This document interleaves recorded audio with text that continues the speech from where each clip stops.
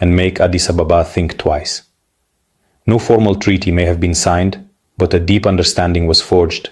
Egypt and Eritrea would act in concert. The Horn's balance of power was shifting, with new alliances forming in the shadows. Eritrea's coastline is sacred, a symbol of its hard-won independence after decades of struggle. The Red Sea is not just a border, but a lifeline, an enduring reminder of the sacrifices made for freedom and the resilience of the Eritrean people. Every wave that crashes on its shores echoes the determination that shaped the nation's identity. The idea of ceding or leasing any part of it to Ethiopia is unthinkable for most Eritreans. For them, the coastline is not just land, but a matter of dignity and survival. It's a red line that cannot be crossed, a core part of what it means to be Eritrean. The government's silence on Abiy's demands is strategic, refusing to dignify the rhetoric with a response. Instead, Eritrean leaders project an image of calm resolve, signaling to both their citizens and the world that they will not be pressured or provoked into rash decisions. This calm exterior masks a shrewd diplomatic play. Eritrea is using the crisis to break out of isolation and attract new partners. Behind closed doors, officials are quietly reaching out, leveraging the situation to open new channels of dialogue and cooperation. The threat from Ethiopia makes Eritrea a valuable ally for Egypt and Gulf states wary of Addis Ababa's rise. These countries see Eritrea as a strategic counterweight, a potential partner in balancing regional power and securing their own interests along the Red Sea. Sovereignty is both shield and bargaining chip, allowing Eritrea to extract concessions or support in future negotiations. By holding firm, Eritrea can demand respect for its borders, while also using its position to negotiate aid, investment, or security guarantees. Afwerki is positioning Eritrea as the gatekeeper of the southern Red Sea, forcing all parties to deal with him directly. His government is making it clear that any regional solution must pass through Asmara, reinforcing Eritrea's relevance and influence. By standing firm, Eritrea boosts its national pride and strategic value.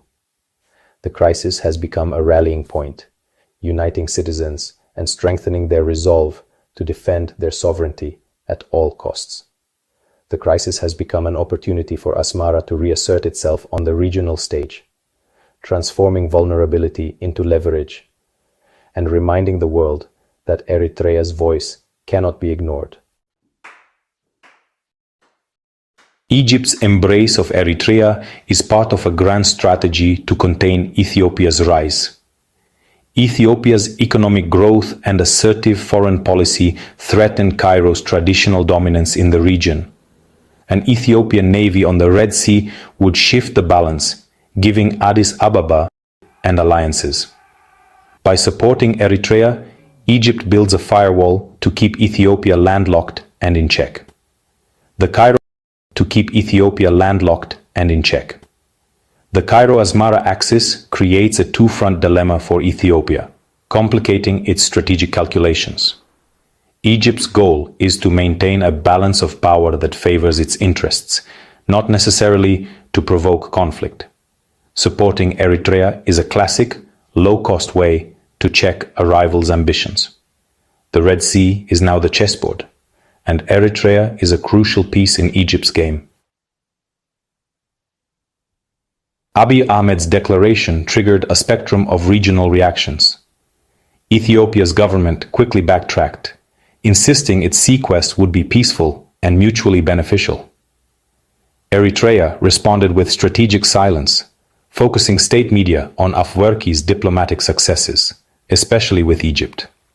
Sudan, mired in civil conflict, remained silent, its eventual stance uncertain but potentially pivotal.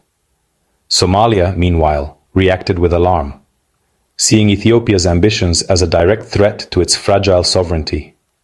The region was a patchwork of alarm, silence, and defiance, each country calculating its next move. Ethiopia's boldness had created a volatile, unpredictable atmosphere in the Horn.